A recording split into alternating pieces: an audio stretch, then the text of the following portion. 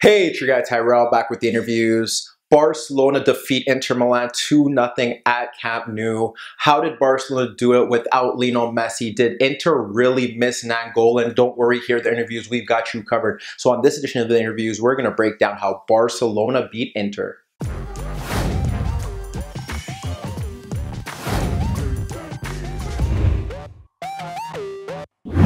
So before we get into today's video, don't forget to give our video a thumbs up if you do enjoy it. The bell below does give you notifications regarding our organic, unfiltered soccer/footy analysis. And don't forget to subscribe to our channel. In today's video, we're going to break down the first half and discuss how Barcelona were able to get ahead and really dominate Inter Milan in the second half. And then we're going to get to the second half and see how Politano's introduction really gave Inter a boost and how Barcelona were able to kill off the game. But first, let's get to the lineups. We start with Barcelona 4-3-3. Luis Suarez, Coutinho, and Rafinha stepping in for Messi. In midfield, no real surprises. Artur and Rakitic ahead of Busquets. Then we get to Inter 4-2-3-1. Icardi up front. Borja Valero, coming off a pretty impressive performance in the Milan derby, steps up behind him for Nainggolan. Out in the wider areas, they went with Perisic and they went with Candreva, and in midfield, Brozovic and Vecino. So first,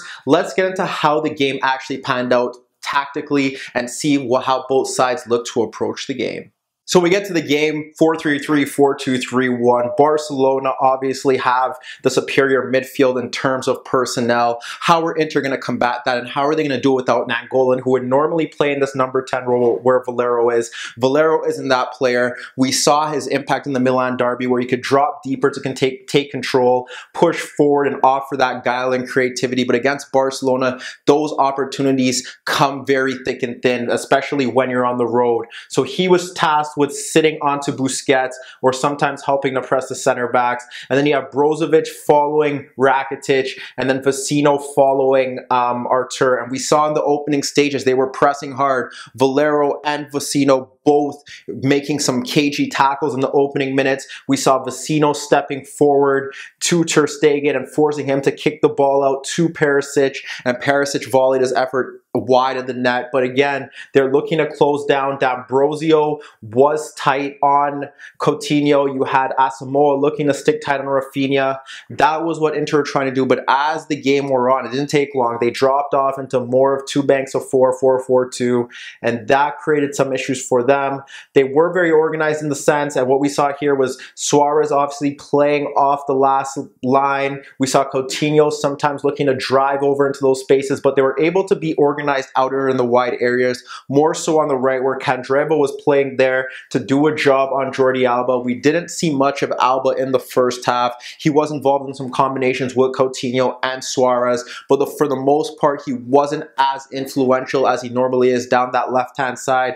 Through midfield, like I said, you see them pressing out, but Artur did a very good job. He was one of the top star performers of the night, retaining possession, evading challenges, not really worried about pressure, still able to keep hold of the ball. Rakitic dropping off a bit deeper to get on the ball as well. That was very key for him, and he was doing a good job offering that base and protection for Busquets and helping Barcelona control the game. One of the key elements here was Rafinha drifting in field. This selection was huge because everyone thought that Dembele would be the automatic starter here, have his pace to run at Asamoah, who has looked like a liability for Inter Milan this season, but he tucked in centrally. That created space for Roberto to push forward, and sometimes that forced Perisic back, and if not, it allowed him to drive into that space, and at times it forced them into more of a five-man backline, and with Alba pushing forward, sometimes a six-man backline. That was the issue that Inter Milan had. They couldn't play out of their half on the counterattack. A lot of the times that they did try to play into Icardi or get those 1-2s going, Busquets was there, Rakitic was involved, able to break up the play, regain possession, recycle it, and push forward. Inter Milan's chances, a lot of them stem from direct plays out in the wider areas. As for Barcelona, Rafinha was involved in a lot of their key moves, but they played very narrow. They tried to get those triangles, wall passes, passes. They really miss Messi in that regard, but they were able to find some openings. And now let's get to the key moments of the first half where we could break down Inter's best chances and then stem to see what Barcelona did right and how Rafinha played a key role in the first half. So when we get to Inter Milan and look at their chances, where does this stem from is the fact that Barcelona did press from the front to ensure that they couldn't build out of the back. We'd see Coutinho push out to the center back and kind of try and block off the pass into D'Ambrosio. We'd have Brozovic drop off a bit deeper. Artur would step to Brozovic, which means that now you would have Rakitic push out to Vecino and Busquets would stick with Valero. And what happened there was that, again, you have Rafinha sticking out towards Asamoah, and they couldn't build from those situations. When we get it back, eventually as the game wore on, they were able to kind of put together some passing moves. A lot of them were from direct plays, and that was one of the issues that Barcelona struggled with in a sense. But the fact was their defenders made up for the errors that they did make in terms of positioning. We look at one play in particular where Brozovic is able to swing a ball out to Candreva. Alba isn't close to him. And what happens here is that he's able to deliver a ball into the right half space for Icardi running into that space. Icardi is able to get onto it, but Piqué's there to intervene. And that was one move where you see Piqué making up for Lenglet. And that's what great partnerships do. If one player is pulled out, the other one steps in. And we saw that there, and that was pivotal for them and how they were going about business. We saw another play where Perisic was now able to run at his marker, and when he runs at Sergio Roberto, he's able to beat him with ease, plays across into the box. We see Ter Stegen step out, it evades Piqué, but Lenglet gets across Icardi as well, and Icardi's not able to provide a tap-in, and again, Piqué's pulled out, but Lenglet steps to the issue, and that was key. Lenglet stepped to a lot of key issues here for Barcelona, and Inter really couldn't get Icardi into the positions that he wanted to, and when he did, the defenders were there to make the difference. We look at another instance where this time Busquets is swarmed by Vecino, by Valero, dispossessed. We see Valero slide it in to Icardi, and what happens here is Icardi's looking to tee up a shot, but Lenglet steps out, Lenglet makes the block.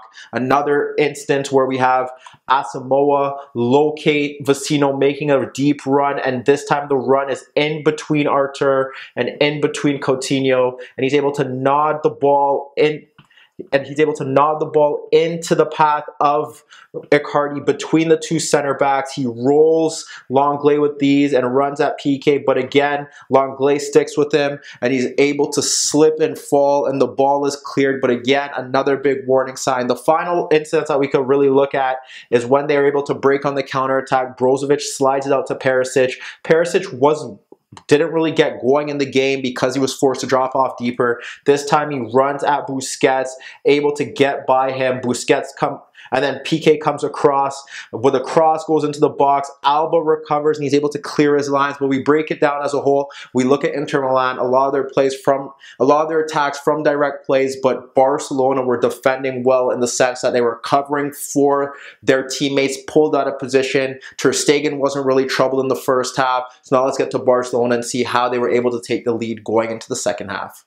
When we look at Barcelona, a lot of their play stemmed down the left-hand side, and it was based on the fact that Rafinha was involved. They didn't create too many chances. They did control the tempo of the game, and Rafinha was key. He was cutting in centrally, forcing Asamoah narrow, and it left a front three that was very tight-knit, trying to play wall passes, trying to bypass Inter's compact center back four, and that was key. So we look at the opening chances that they do have. It stemmed from Artur switching the ball out to Alba. When he switches the ball out to Alba, what happens here is that he's able to square it to Coutinho, and what he does do is he squares it between Vecino and Candreva. Coutinho gets it. He bypasses Skriniar, who steps forward with the pass to Suarez, and then what happens here is that Brozovic comes on, and Suarez bypasses Brozovic to send the wall pass to Rafinha. Rafinha fires a tame effort on goal, but again, it's a warning sign that they can get down that side,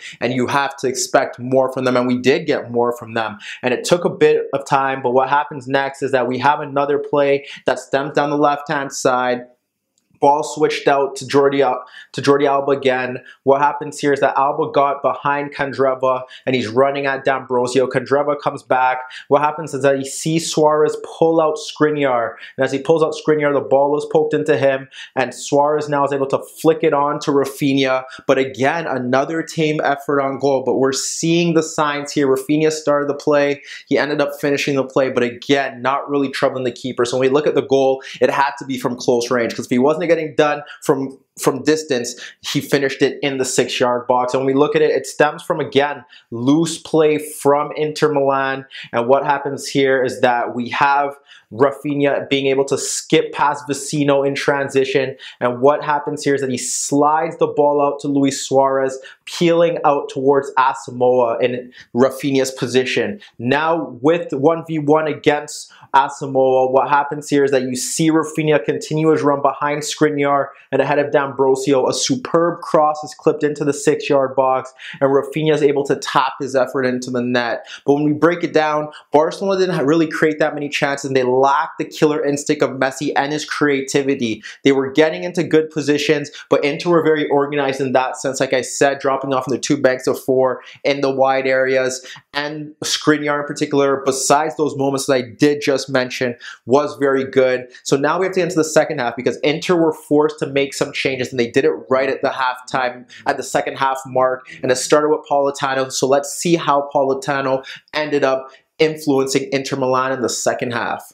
So when we get to the second half, Politano has come in. We see Inter looking to press from the front now with the 4 and looking to step in and obviously close down markers and push forward as a unit. Politano was part of some of the best moves that they did create in the second half, and that was based on the fact that he offers a bit more creativity, a bit more guile in the final third, opposed to Candreva, who is hardworking and industrious. When we think about some of the opportunities that they do create, we have Skriniar, who was able to step forward because they have the 2v1, and what happens there is that he's able to find Valero to the left of Rakitic, because Busquets decides to push forward. And what happens there is that he gets the ball and he slides it into Politano, who takes on Jordi Alba. Politano also pegged Jordi Alba back as they press forward. He was able to cut in, deliver a dangerous cross into the box that Ter Stegen pushed away for a corner kick. We think about another opportunity where they're kind of pegged into their own half. Artur gets away from his marker and he slides the ball into Rakitic, but Vecino's instantly there to make an intervention. He presses him. Icardi backheels the ball to Politano at the edge of the box. It should go in. It should hit the target. He fires it over the net. We think about one of the better opportunities that they do have that shows what Politano offered down the right-hand side that they weren't getting from Candreva in the second half. It's again Skriniar pushing forward.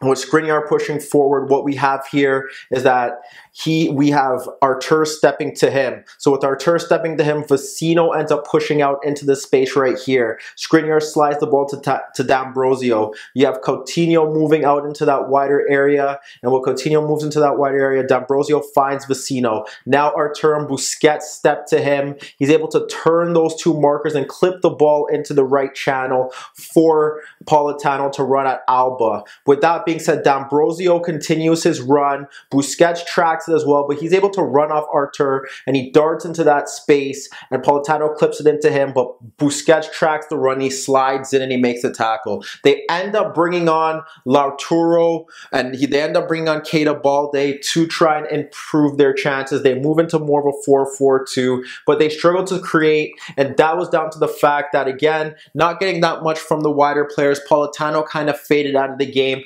Perisic was marked tightly by Roberto. When Semedo came on, the same thing happened there. Besides the cross from Asamoah that Lautaro didn't guide on goal towards the final 15 minutes of the second half, they didn't really have much Inter, and Barcelona were able to kind of gain control of the game. They was very open. They were able to break on the counterattack, but they lacked the sharpness and the inability to make the final pass, and that was their biggest issue. But they still created some chances. Suarez turning Asamoah following an overhit cross, and he turns him, drives at goal, cuts in on Miranda, fires a shot on goal. Handanovic makes a big save. You have the long ball from Sergio Roberto going for Suarez at the far post, but Asamoah nods it into the path of Nainggolan. Free on goal. He fires this effort right at Handanovic. That is an effort. They break on the counterattack. Suarez forces Handanovic into a save. Coutinho hits the crossbar. All of these chances are happening. They end up bringing on Semedo for Rafinha, who didn't really have a good second half. They push Semedo to right back, push Sergio Roberto out to a more advanced right-sided role. They bring on Vidal for Artur. He offers more grit. He breaks up play. He breaks forward, tries to offer a goal-scoring threat. He plays vertical passes. That's key. Then we get to the goal, and what we see here is Alba gets the ball shifted out to him from Busquets. What happens there is Martinez and Vecino press out to him, which allows Vidal to slide into space between them. Ball is played into them. Paulin's played into him. Alba gets it back. Brozovic comes across, and that frees up space for Rakitic. He slides it out to Rakitic, and then instantly continues his run between D'Ambrosio and Skriniar. Rakitic plays the ball into him. His first touch guides the ball towards his shooting foot, and he's able to fire a shot past Handanovic.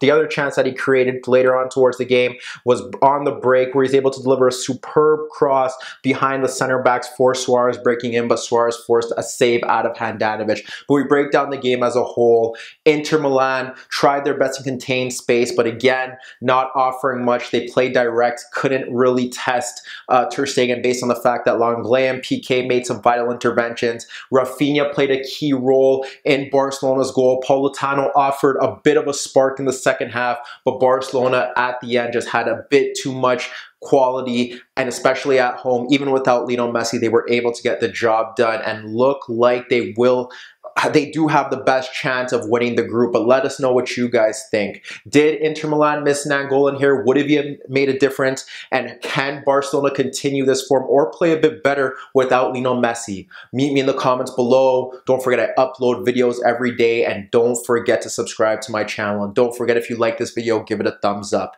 And that was your daily dose of the interviews.